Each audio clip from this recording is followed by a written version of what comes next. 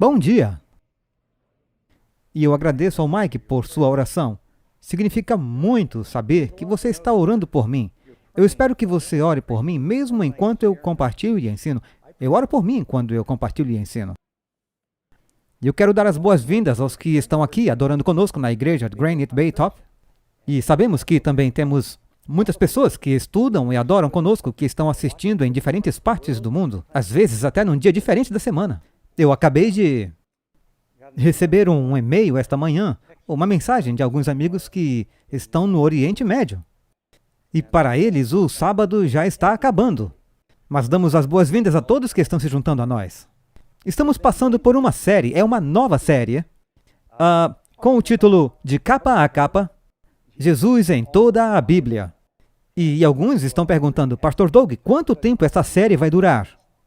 Minha resposta é, eu não sei. É um livro grande. Por exemplo, esta manhã estamos na parte 3, vamos falar sobre José, e estudando eu pensei que essa seria uma parte da apresentação. Então eu pensei, não, precisa da apresentação inteira. E enquanto estudava eu pensei, só vai dar para falar a metade de José hoje. Mas eu espero que você seja abençoado e encorajado no processo.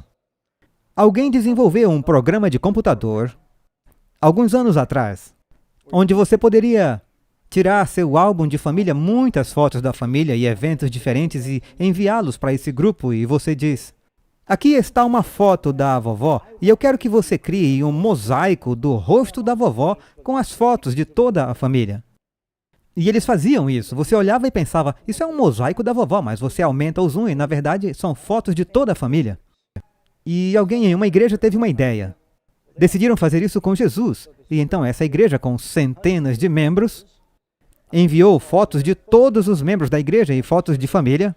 E eles fizeram isso. E quando você olha, você pensa que está vendo uma foto do rosto de Jesus. Mas cada um desses ladrilhos, e quando você aumenta o zoom, na verdade, fotos de diferentes pessoas que são membros daquela igreja.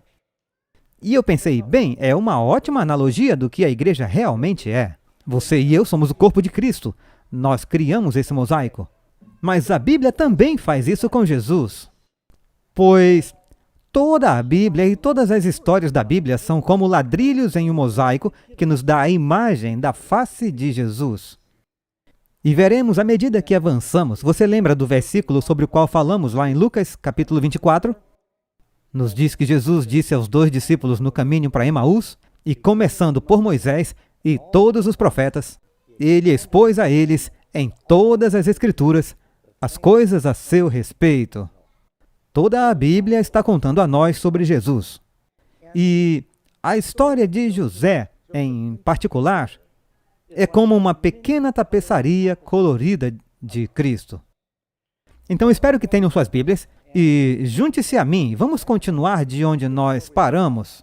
E vá para o livro de Gênesis, capítulo 35. Gênesis, capítulo 35. Hoje, provavelmente, vamos apenas passar pelo capítulo 37 de Gênesis. E eu quero que você vá quase até o final. E você verá de novo, estamos vendo sobre a história de José voltando à terra prometida. E antes que ele volte para casa, Raquel morre. E você pode ler ao dar à luz a Benjamim, o irmão mais novo de José, verso 18. E aconteceu que, saindo-lhe a alma, porque morreu, chamou-lhe Benoni, que significa filho da minha tristeza. Mas seu pai o chamou Benjamim, que significa filho da minha mão direita. Claro que a palavra Ben na Bíblia significa filho. E você também encontrará a palavra bar, significando filho de. Portanto, aqui Raquel morre dando à luz em Belém, ao filho da sua mão direita. E Jesus, é claro, é o filho da mão direita. Ele nasceu em Belém. Agora, o nome Raquel significa você como uma ovelha mãe. E você tem cordeiros. E o primogênito de de Raquel, eu estou dizendo que Maria teve um cordeiro. O primeiro filho de Raquel, o primogênito de Raquel, era José. E ele é um tipo de Jesus, um dos mais profundos tipos de Jesus na Bíblia. É uma história incrível. Sobre qualquer outra história de José, é tão intrigante, tão incrível, que é melhor do que ficção. Ao redor do mundo você tem milhões, se não bilhões de cristãos, judeus, muçulmanos, que tomam essa história como um fato da antiguidade, mas é um relato incrível. Então, Raquel tem este cordeiro e Raquel morre em Belém. E você pode considerar essa analogia. Agora, por que voltamos ao capítulo 35 de Gênesis? É um dos últimos versos e é um ponto triste, mas é muito importante para a história futura. Se você for ao verso 22, nos diz que: e aconteceu que, habitando Israel naquela terra, bem, Israel estava morando ali, que Ruben é o primogênito, foi Ruben e deitou-se com Bila, concubina de seu pai. Era a empregada de Raquel e tornou-se a mãe substituta para 2 dos filhos de Jacó. Ela era mais jovem que Raquel e Ruben era o primogênito. E eles tiveram uma pequena aventura juntos. E a concubina de seu pai, e ele soube disso. Quando você mora num complexo de barracas, é difícil manter essas coisas em segredo. E isso causou um problema real na família. Naquele momento, Jacó decidiu que não daria a Ruben a bênção do primogênito, porque ele perdeu isso. E isso provavelmente também afetou seu relacionamento com Bila. Mas isso entra na história de José um pouco mais tarde, como veremos. Com isso, vire comigo para o capítulo 37 de Gênesis.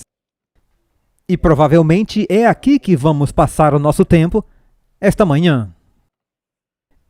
E vamos procurar e descobrir várias maneiras pelas quais José é um tipo de Jesus.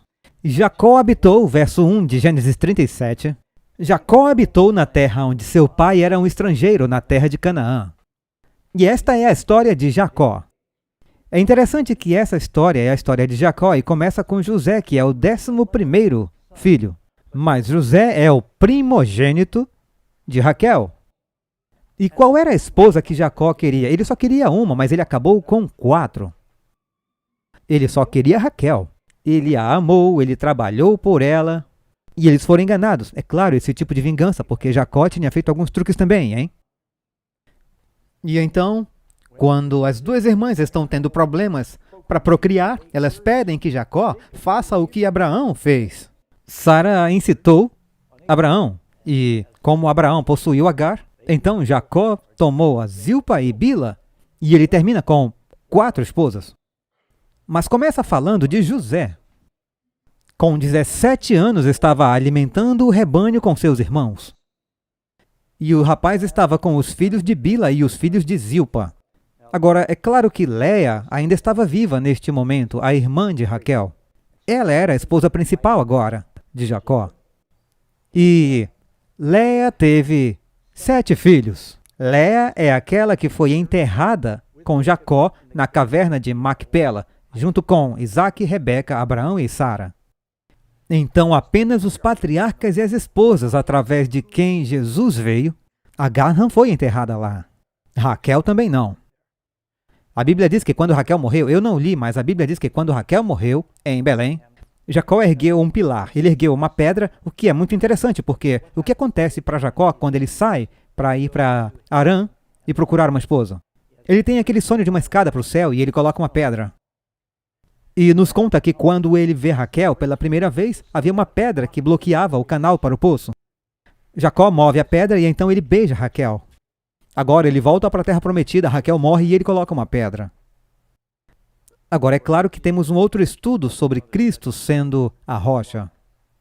Então, nos diz que eles eram pastores. Agora, que tipo de pastor era José? Ele é um bom pastor. E enquanto você ler comigo, observe que tem algumas coisas diferentes sobre José. José é o filho amado, ele é o irmão rejeitado e ele é o servo fiel. E então você verá mais tarde como soberano. Primeiro, ele é o filho amado. Diz em Gênesis 37, verso 3, e Israel amava José mais do que todos os seus filhos, porque ele era o filho da sua velhice. Também ele fez uma túnica de muitas cores. Agora, não é bom ter favoritismo na família.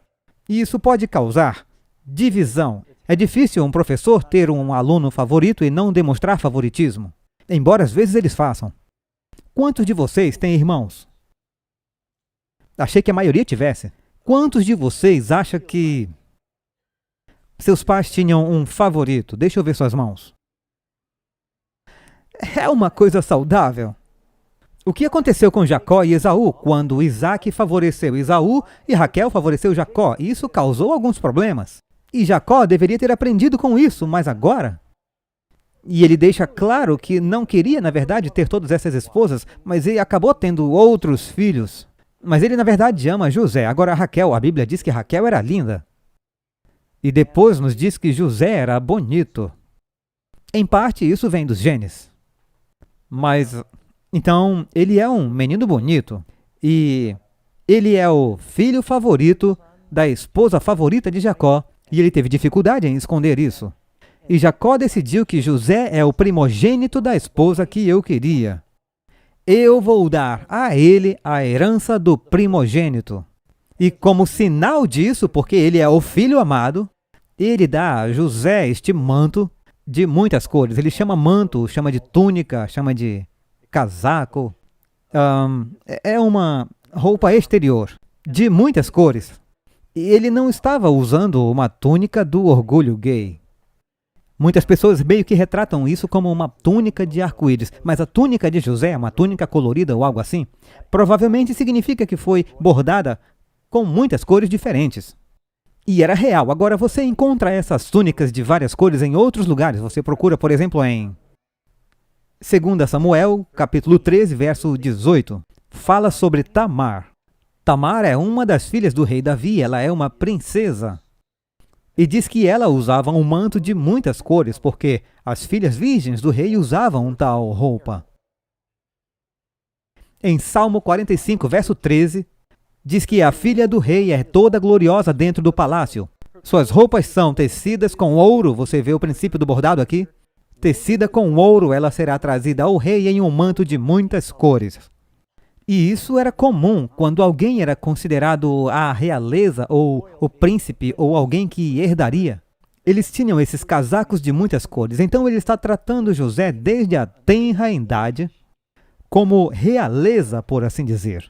Ele é o filho que vai herdar todas as coisas.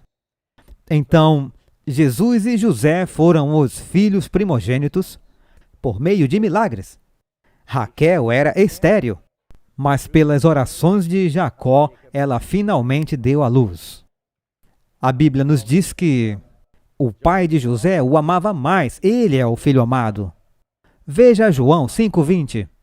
Aqui diz, porque o pai ama o filho. A Bíblia nos fala, é claro, que Deus amou tanto o mundo que deu seu filho unigênito, Jesus. Jesus é o filho amado do pai. Então vemos aí aquele relacionamento com o filho amado. E é tão óbvio que está transbordando, está realmente incomodando os outros irmãos. Então, a seguir vemos a seguir vemos José. Eu vejo os dois. Tenho visão dupla quando leio essa história. A seguir vemos José como o irmão pastor rejeitado. Eu vou ler agora, voltando a Gênesis 37, verso 2. E estas são as gerações de Jacó, sendo José de 17 anos, apacentando as ovelhas. Aqui nos diz que ele é um pastor e diz que ele apacenta as ovelhas. É um outro tipo de Jesus. Sendo ainda jovem, andava com os filhos de Bila e com os filhos de Zilpa, mulheres de seu pai. E José trazia más notícias deles a seu pai. Agora, parece que José é um fofoqueiro, mas na verdade ele está triste com as coisas perversas que eles estão fazendo. E ele está protestando. Por que Caim matou Abel? Abel estava reclamando com seu irmão que ele estava fazendo algo errado. Caim ficou com raiva e matou seu irmão. Por que os líderes religiosos odiavam Jesus e queriam matá-lo? Por causa da maldade de Jesus ou por causa de sua bondade? Veja, o próprio fato de que os irmãos de José estão fazendo coisas perversas significa que eles não são bons pastores. E José é um bom pastor, ele é um tipo de Cristo, um bom pastor. Observe que ele está prestando testemunho ao Pai de suas más ações. João capítulo 7, verso 7, Jesus está falando: o mundo não vos pode odiar, mas ele me odeia a mim, porquanto dele testifico que as tuas obras são más. Era exatamente isso que José fazia. Jesus testificou ao Pai do pecado do mundo, e é claro que ele morreu pelo pecado. Agora, José teve problemas com seus irmãos? Ele teve. Jesus teve problemas com seus irmãos? Teve também. E você pode ler aqui em João capítulo 7, verso 5, pois mesmo seus irmãos não acreditavam nele. Agora, para piorar as coisas, há muita mala na família. Quero dizer, esse homem tem 4 esposas, tem 13 filhos, 12 homens e uma menina. Você pode ler sobre eles mesmo antes de saírem de casa. Raquel roubou os deuses de seu pai. Jacó depois diz para sua família para enterrarem os ídolos e suas joias. A falsa adoração meio que entrou na terra. Então depois os meninos mentiram. Diná dormiu com o filho de Siquém. Amor era o nome dele. E os rapazes enganaram toda a cidade, os homens, para serem circuncidados. Eles entraram, e Simeão e Levi, que eram os irmãos de Diná, filhos de Léa, matam todos os homens e basicamente levam tudo desta cidade. E agora você tem todas as mulheres e os filhos de Siquém fazendo parte dos servos da casa. Então há centenas de servos, muito gado e ovelhas, e tem muita bagagem na família. E os rapazes saíam e se comportavam mal quando estavam cuidando do rebanho, e José voltava com o coração partido e contava tudo ao pai. E dizia: as coisas não estão melhorando. Agora José começa a ter sonhos. Vamos chamá-los de visões de grandeza. E ele conta seus sonhos. Em Gênesis 37, verso 8, você lê onde José diz que teve esse sonho. Temos uma imagem disso aqui na tela. Ele sonha com este feixe. E um feixe é um feixe de grãos que foi colhido, embrulhado, e eles o colocam nos campos para que sequem, e você os deita e eles apodrecem. Você tem que levá-los para que eles sequem. E José disse: eu sonhei, e estávamos todos colhendo feixes. Eles não eram apenas pastores, eles eram fazendeiros, como Isaac. E José diz: eu sonhei, e o meu feixe se levantava, e todos os outros 12 feixes se curvavam a ele. Bem, eles entenderam o que isso significava. Os outros 11 feixes seriam seus irmãos. E seu irmão disse: você deve realmente reinar sobre nós? Ou você terá domínio sobre nós? Então eles o odiaram ainda mais por seus sonhos e suas palavras. Eu quero que percebam enquanto lemos isso. Isso não melhora as coisas. Você olha e isso nos diz que eles o odiavam. E José não está tentando se gabar de seus sonhos. Ele apenas acredita que isso é uma revelação divina e ele quer que todos saibam disso. Essa Bíblia é nova e as páginas estão coladas. Vamos lá. Então, nos diz aqui no verso 4, seus irmãos viram que seu pai o amava mais do que todos os outros irmãos e eles o odiavam. E não podiam falar pacificamente com ele. Ele dizia: por favor, passe a lentilha. Eles diziam: bom, você quer mais lentilhas? Vou te dar o dobro de lentilhas. Não importa o que ele dissesse, eles sempre respondiam coisas ruins para ele. Agora, José teve um sonho, e ele o contou para seus irmãos, e eles o odiaram ainda mais. Vá ao verso 8. Seus irmãos disseram: você realmente reinará sobre nós? Ele teve outro sonho sobre o sol e a lua, se curvando, e essas 12 estrelas, e eles o odiaram ainda mais por seus sonhos e suas palavras. Quando ele conta o sonho sobre o sol e a lua e as 12 estrelas se curvando para ele, o pai ouviu e pensou: bem, se os rapazes são as 12 estrelas e o sol e a lua são o pai e a mãe, então quer dizer que até Jacó tem que se curvar a ele. Diga que sonho é esse que você sonhou, sua mãe e eu? Provavelmente ele está falando de Léa, que tecnicamente é a mãe de José. Sua mãe, eu e seus irmãos nos curvaremos a você, diante de você? E José disse: eu tive esse sonho vívido de Deus, eu não tenho certeza do que isso significa exatamente. mas eu senti que precisava contar a alguém. Foi um sonho mesmo? Se tornaria realidade? Ele é um jovem, é inocente e não sabe o que fazer com isso. E eles então o odiaram ainda mais por causa de seus sonhos. Mas e quanto a Jesus? E eles disseram: você realmente reinará sobre nós? Foi o que seus irmãos disseram. Jesus conta uma parábola em Lucas 19:14. Os seus cidadãos odiavam-no e mandaram após ele embaixadores, dizendo: não queremos que este reine sobre nós. As mesmas palavras que você encontra na história de José. É uma parábola que Jesus usa para explicar que seu próprio povo iria negá-lo como rei. Daí nos conta que havia um problema com a inveja, por causa do favoritismo. Gênesis 37, verso 11. E seus irmãos o invejavam, mas seu pai manteve o assunto na mente. Atos capítulo 7. Agora aqui em Atos capítulo 7 você tem Estevão pregando sobre José. E os patriarcas, ficando com inveja, venderam José para o Egito. Então até no Novo Testamento diz que havia um problema com a inveja. E quanto a Jesus, havia algum problema com os líderes religiosos terem inveja de Jesus? A Bíblia diz assim em Mateus 27:18. Pois ele, Pilatos, isso é durante o julgamento, Pilatos sabia que eles o entregaram por inveja. Por que eles invejavam Jesus? Porque os líderes religiosos faziam tudo o que podiam para obter o louvor e a adoração dos homens.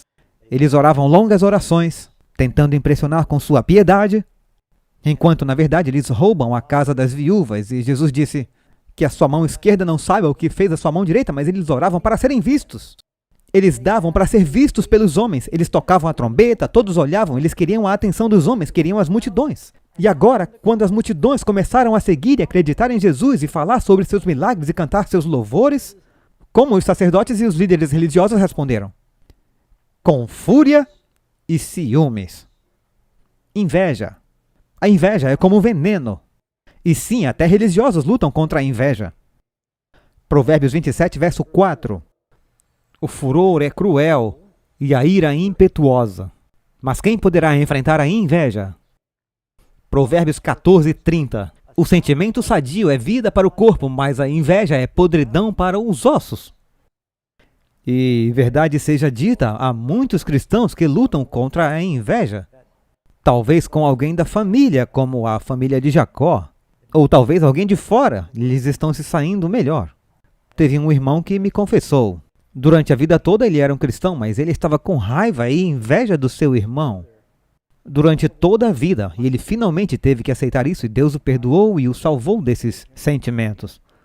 Ele disse: meu irmão não fez nada de errado, ele estava apenas se destacando e tendo sucesso e fazendo muito melhor do que eu o invejava. E isso estava só destruindo sua experiência com Jesus. Há pessoas que lutam com a ideia, porque ela só tem um e a outra pessoa tem dois. E isso a corrói. Mas você leu aí que seus irmãos o odiavam e o odiavam mais e mais.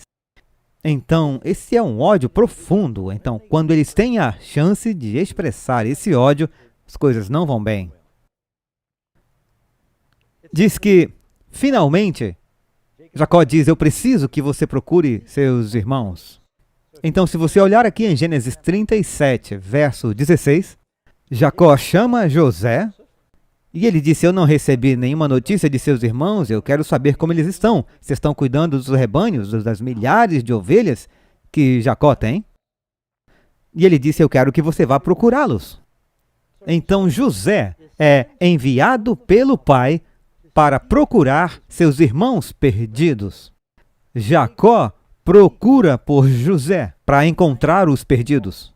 Agora, eu preciso dar ênfase a isso, pois está bem claro que essa é a missão de Jesus. Buscar e salvar os perdidos. Foi o que Jesus disse: eu vim para buscar e salvar os perdidos. Você pode ler em Mateus 15, verso 24. E ele respondendo disse: eu não fui enviado senão às ovelhas perdidas da casa de Israel. Qual o nome de Jacó? Israel. Israel, Jacó, a mesma pessoa. Agora Jacó tinha algumas ovelhas perdidas, seus filhos, com as ovelhas. Ele não sabia onde estavam. Então ele envia o seu filho amado para encontrar seus filhos perdidos. Você vê a história de Jesus na história de José? enviado do Pai. Bem, quando eles o veem chegando, primeiro de tudo, o que acontece? Ele vai para Siquém, onde eles deveriam estar. A propósito, onde Jesus se senta e fala com a mulher no poço, em Siquém. Quando ele se revela e diz, eu sou o Messias, é o mesmo lugar onde José procurava seus irmãos. Ele chega, mas eles não estão lá. Um homem o vê vagando pelos campos. Ele vai e esse homem, que não sabemos quem era esse homem, é só um homem, ele diz, o que você está procurando? Ele diz, os meus irmãos.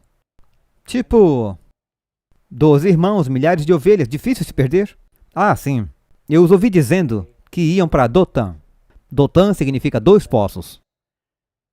Certa vez, na ressurreição, Maria estava procurando por Jesus. E ela disse a um homem, levaram o meu Senhor e eu não sei onde o colocaram. Ele disse, o que você procura? Estou procurando o meu Senhor. E querem saber quem era o homem que orientou José? Onde encontrar seus irmãos? Pode ter sido uma cristofania, talvez um anjo. Pode ter sido apenas um caipira local, não sabemos, mas eu gosto da primeira opção. Procurando por seus irmãos. Quando o veem chegando, ele começa a seguir rumo a Dotã. É um vale, a propósito, é mais tarde na cidade de Dotã, onde Eliseu pede a seus servos que abram os olhos, e ele vê as carruagens e os cavalos de fogo cercando Eliseu e aquela pequena cidade. É um local pequeno, eles tinham alguns poços que foram furados no solo e cisternas. Obviamente, uma das cisternas não tinha água. Chegaremos já já nisso aí. Então, enquanto José vem das colinas de Siquém, ele está indo para o vale de Dotã. Há colinas ao redor de Dotã, porque a Bíblia nos diz que quando Eliseu teve a visão, e ele diz para os servos abrirem os olhos, diz nas colinas ao redor de Dotã, eles estavam cheios de carros e cavalos de fogo, então é um vale. E eles veem sobre a colina, alguém está vindo. E o brilho da luz do sol neste indivíduo que se aproxima indica que ele tem uma linda túnica. E eles dizem, não, diz que não é verdade, aí vem o sonhador. José tinha muitos apelidos, a maioria nem podem ser colocados na Bíblia. Disseram, aí vem ele. E o que eles estão pensando? Diz que eles tramam e conspiram. Diz no capítulo 37, versos 18 e 19, antes mesmo de alcançá-los, eles planejam matá-lo. Ali vem o sonhador. Venha agora, vamos matá-lo. Isso não aconteceu com Jesus? Não foram os líderes religiosos que queriam tramar contra e conspirar para matar Jesus? Sim. Você pode ler aqui em Mateus 26, verso 3.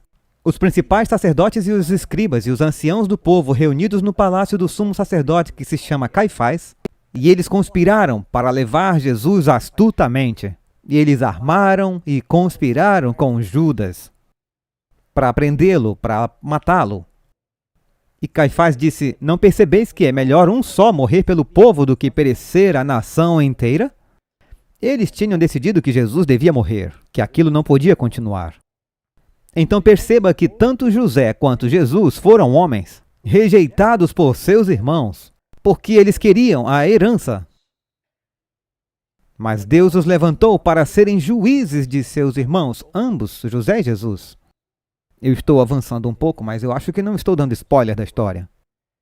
Quantos lembram quando Jesus contou a parábola sobre os homens perversos e diz que um homem arrenda a sua vinhateira a alguns vinhateiros?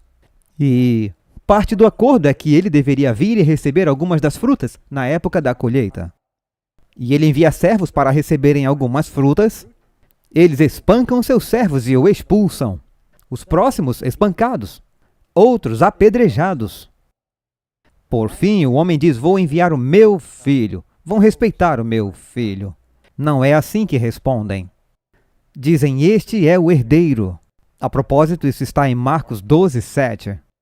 Este é o cordeiro. Venham, vamos matá-lo e a herança será nossa. O que os rapazes pensaram quando viram José chegando? O anjinho do papai. Ele vai herdar tudo. Eis o nosso irmão mais novo e ele vai governar sobre nós. Mas não deu certo com ele, principalmente com todos os sonhos, e ele contando suas maldades ao pai, eles simplesmente o odiavam.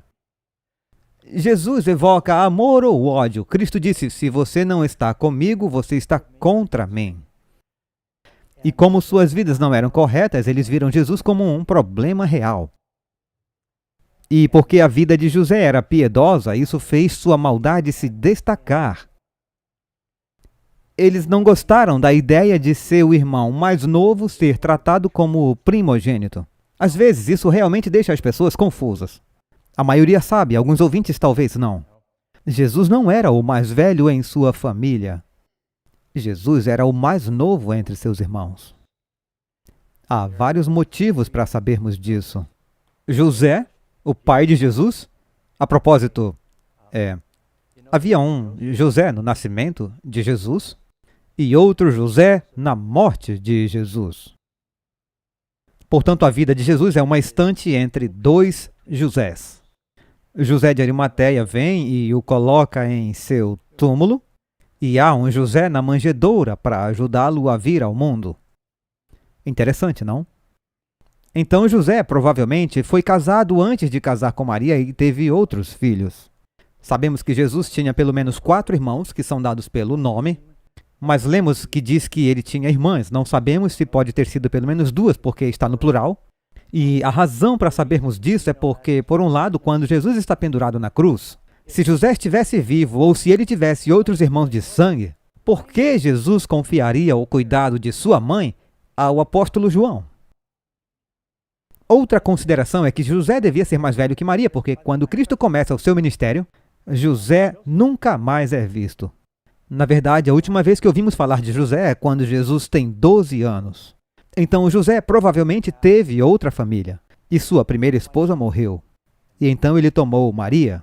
Uma outra razão é que se Jesus fosse o primogênito, teria sido considerado uma política muito ruim para ele. Deixar a família, ter um negócio familiar, deixar Maria com todos os seus irmãos e irmãs e sair e se tornar um pregador itinerante, sem renda. O primogênito era responsável por ficar em casa e trabalhar, a parábola dos 2 irmãos.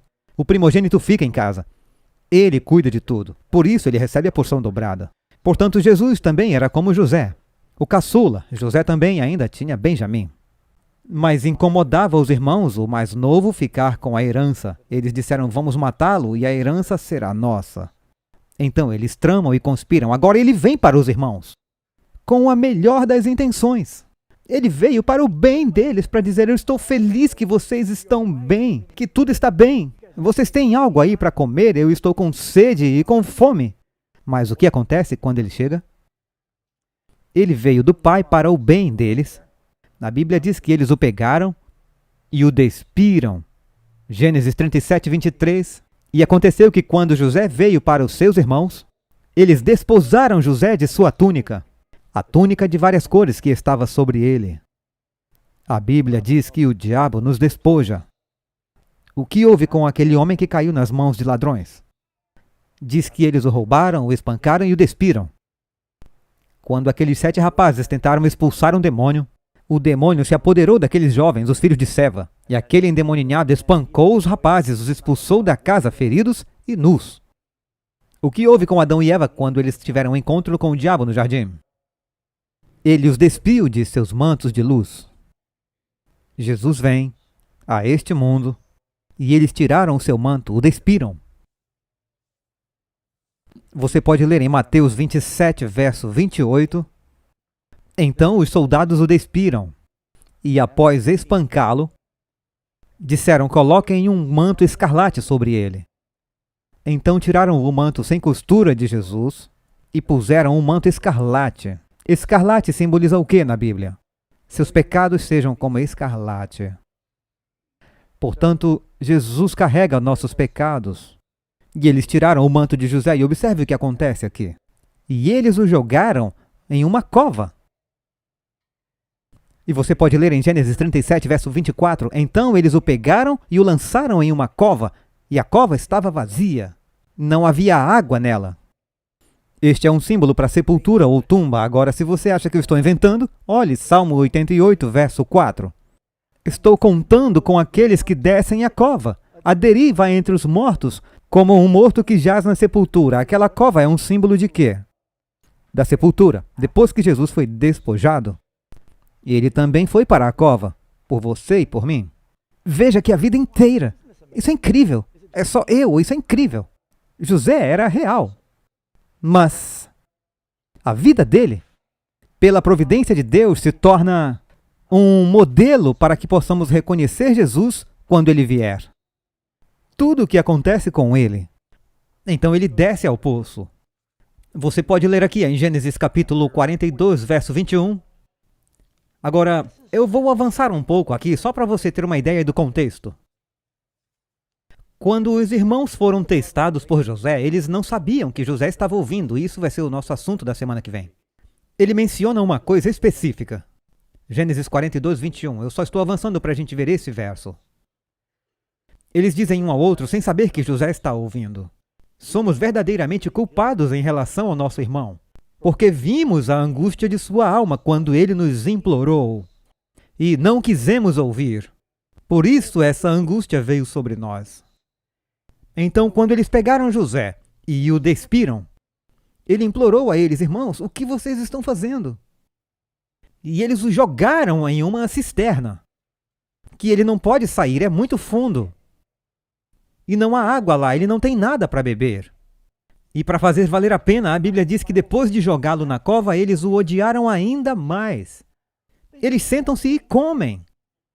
E eles conseguem ouvir sua voz ecoando da cova: Issacar, Judá, Simeão, me salvem, não vão embora, isso não é engraçado, não me deixe aqui, estou com fome e com sede. Desculpem, por favor, me perdoem, eu não queria ter dito nada sobre sonhos, Deus me deu um sonho e eu não quero causar problemas.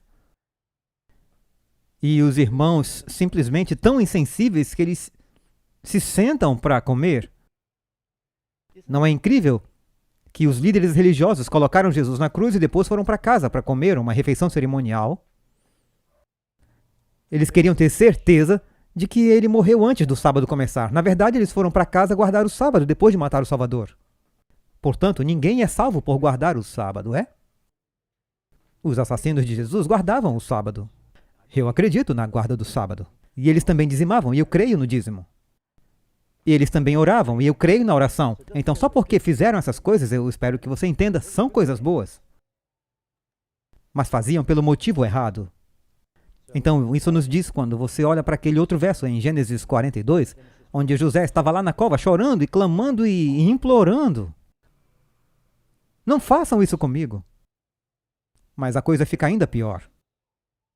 Em Gênesis 37, verso 25, e eles sentaram para comer. E levantaram os olhos, e enquanto estavam comendo, havia uma companhia de ismaelitas vindo de Gileade. Esses são os descendentes de Ismael, o irmão de Isaque, o avô de José, ou bisavô de José. Sim. E diz que eles veem eles vindo e eles se tornam viajantes do deserto, negociadores. E eles estão vindo de Gileade. Isso fica ao redor do sudeste da Galileia. Onde foi o ministério de Jesus? Não foi na área da Galileia. Agora, Gileade é especialmente famosa por suas especiarias. E você pode ler sobre isso em Jeremias. Fala sobre o bálsamo em Gileade. Você já ouviu aquela música que é um bálsamo em Gileade? E eles tinham especiarias preciosas como incenso e mirra. E esses mercadores não fazem nada de errado. E Judá está dizendo: por que temos que matar nosso irmão? Judá, não Judas, mas na verdade é o mesmo nome. Ele diz: não faz sentido matá-lo. Vamos vendê-los para os midianitas. Então os mercadores midianitas passam por ele no verso 28. Passando, pois, os mercadores midianitas, tiraram e alçaram a José da cova. E venderam José aos ismaelitas por 20 moedas de prata, os quais levaram José ao Egito. É interessante. Depois que Jesus nasceu, alguns sábios vieram com especiarias. E então José, usando as especiarias, desce para o Egito. E ele é vendido lá para ajudar a pagar a permanência deles no Egito. o ouro, o incenso e a mirra. Agora, você pode estar pensando, bem, Jesus é vendido por 30 moedas de prata, mas Judá vende José por 20 moedas de prata. Mas por que você acha que os ismaelitas o venderam quando chegaram ao Egito? Se compra por um preço reduzido e vende-se com um lucro. Não é assim que se faz nos negócios? Concordam? Agora veja Êxodo capítulo 21. Desculpem, Êxodo capítulo 21, verso 32. Se o boi escornear um servo ou uma serva, dá-se-á 30 siclos de prata ao seu senhor. Esse era o preço de um servo. Então, quando eles levam José para baixo com as especiarias e a mirra, vindos da Galileia, e eles o venderam com um lucro provavelmente de 30 moedas de prata, e é Judá que sugere. Judá, em grego, é Judas, o mesmo nome. Quem acaba vendendo Jesus por 30 moedas de prata.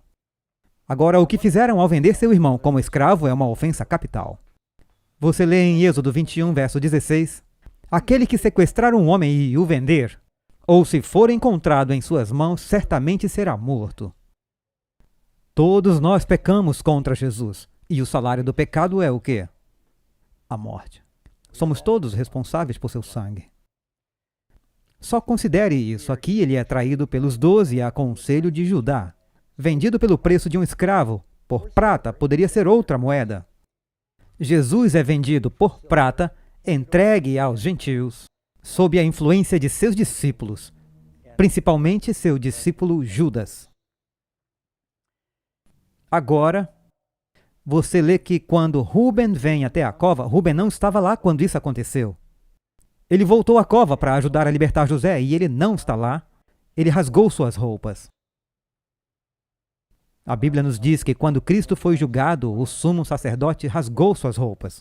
Rúben era o primogênito, ele era o responsável mais ou menos como um sumo sacerdote naquela época, quando eles estavam fora da cidade. E agora eles têm que encobrir seu terrível pecado.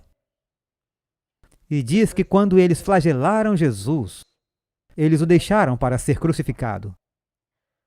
Após pegarem o manto de Jesus, eles o chicotearam, e esse é aquele manto sem costura, e o envolveram de novo com o manto. O que acontece com o manto? Se alguém é chicoteado e espancado, ela tem sangue nas costas. Ela está machucada e, se veste uma camisa, mancha a camisa. Muitos homens fazem isso quando se barbeiam. Se fazem a barba. A túnica que Jesus vestiu era uma túnica manchada de sangue. Então agora os irmãos estão em apuros. Como é que vamos avisar o nosso pai que o seu favorito se foi? E então eles tiveram essa ideia de que, a propósito, eu quero ler para vocês João 19, 23. Quando os soldados crucificaram Jesus, pegaram suas vestes, fizeram 4 partes para cada soldado, além também da túnica. Agora a túnica era sem costura, tecida por cima em uma só peça. E disseram entre si, não a rasguemos, mas lancemos sorte sobre ela, de quem será? Para que se cumprisse a escritura, que diz, repartiram entre si as minhas vestes, e sobre a minha túnica lançaram sortes. Observe aqui o que acontece com a roupa de José. Então pegaram a túnica de José, e mataram um cabrito do rebanho, e mergulharam a túnica no sangue, e enviaram a túnica de muitas cores e trouxeram para o pai. Eles sequer foram pessoalmente, eles enviaram por um mensageiro.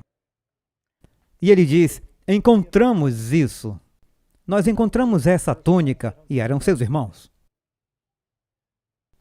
Reconhece agora se essa é ou não a túnica de teu filho.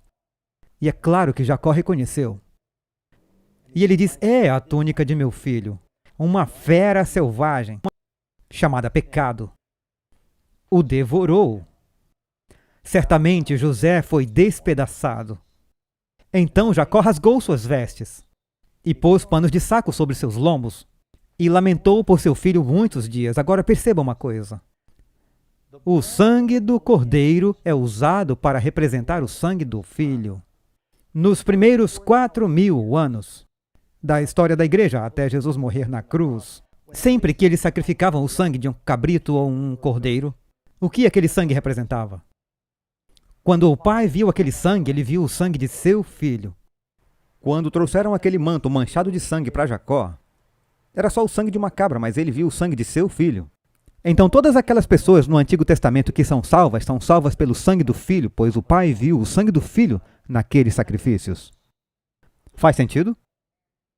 Como que os irmãos cobriram seu pecado? Eles apresentam ao pai uma túnica manchada de sangue. Como o nosso pecado é coberto? Nós reivindicamos o manto da justiça de Cristo. É aquele manto manchado de sangue. Só tem uma coisa que Jesus deixa para trás. Ele deixa para trás um manto manchado de sangue. E é a única coisa terrena que conhecemos que permaneceu intacta. Eu me lembro, anos atrás, eu estava nas Filipinas, fazendo uma reunião evangelística. Karen estava a caminho para se juntar a mim. Alguns de vocês conhecem essa história. E nós recebemos a pior notícia que um pai poderia receber. A de que o nosso filho mais velho teve um acidente com uma escavadeira. Operando a escavadeira, ela rolou e eles não colocaram a gaiola nela. E ele ficou gravemente ferido. Em seguida, recebemos um segundo telefonema. Ele foi para o hospital, mas não sobreviveu à cirurgia.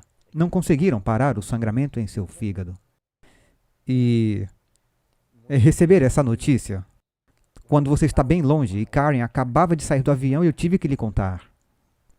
E voamos para as Filipinas e apanhamos outro avião no país, onde passavam por um conflito sobre quem era o presidente. O aeroporto estava bloqueado com poucos voos. Por milagre conseguimos voltar. E depois de voltar, eu disse a Karen, eu vou ver as crianças imediatamente. Eu não passei nenhuma noite. Eu dirigi até Kovalev, onde o acidente ocorreu. E na manhã seguinte eu fui ver os amigos dele e com quem ele estava trabalhando. E lá estava a escavadeira.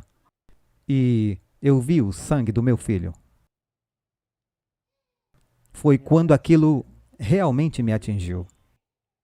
E Deus me livre. E eu li a história de Jacó e eu acho que faz mais sentido para mim do que para alguns, porque eu sei como ele se sentiu quando ele olhou para o sangue do seu filho e sabia que ele tinha partido. Agora, para pensar, o que Jacó diria? Olha, para salvar toda a minha família, eu precisava dessa experiência. Provavelmente ele diria isso. O quanto ele amava José. Pelo sofrimento de José, todo Israel está salvo. Entenderemos isso na semana que vem. Pelo sofrimento de Jesus, toda a raça humana que quer ser salva é salva. Tudo através do Pai olhando para aquele manto manchado de sangue. Agora, amigos, acreditem ou não, essa é uma história milagrosa. E nos fala sobre Jesus, e nos fala sobre o plano da salvação, nos fala sobre como o Pai amou o Filho, e o Pai sofreu para que fôssemos perdoados. E Jesus derramou seu sangue por nós. E José, na verdade, derramou o sangue de uma cabra, mas é um símbolo do sangue de Cristo. E Jesus derramou seu sangue para que você possa ser perdoado, para que ele possa salvá-lo daquela besta maligna, o diabo. E a única maneira de ser liberto de seus pecados e do inimigo é pela fé nesse amor, nesse sangue. Eu me pergunto se você já tomou uma decisão, ou você já tomou antes. Você tem que renovar essa decisão para dizer: eu quero o sangue do Cordeiro, eu quero meus pecados cobertos. Eu espero que você possa ver o plano da salvação refletido na história de José. E é muito real. Eu não sei se você já tomou uma decisão antes, mas se você nunca fez isso, eu o encorajo a fazer isso agora. Ou talvez você queira renovar essa decisão. Na verdade, você pode apenas baixar a cabeça e fechar os olhos agora, onde você está. E eu quero perguntar a você, se o Espírito Santo falou com você hoje e você reconhece que precisa voltar para Jesus, ou se render totalmente a Ele pela primeira vez agora, levante suas mãos na presença dEle e diga: Senhor, eu preciso tomar essa decisão. Eu sei que Tu me amas. Ele quer te salvar dos seus pecados. Jesus veio, como José, para buscar e salvar os perdidos. Mas alguém está querendo tomar essa decisão? Só levante a mão diante do Senhor e diga: Senhor, esta é minha oração. Pai Celestial, Senhor, nós acreditamos que vimos um reflexo de Jesus nessa história incrível de José. Nós vimos como o mundo tratou o teu filho. Eles o odiaram. Nós vemos a bondade de Jesus. Ele é o bom pastor, o filho amado, o enviado do Pai. E, Senhor, eu oro para que possamos entender que Ele foi enviado para derramar seu sangue para cobrir nossos pecados. Que vamos nos envolver nesse manto de justiça hoje. E que possamos sair deste lugar como teus filhos perdoados. Abençoe cada pessoa. Para esse fim, pedimos em nome de Jesus. Amém.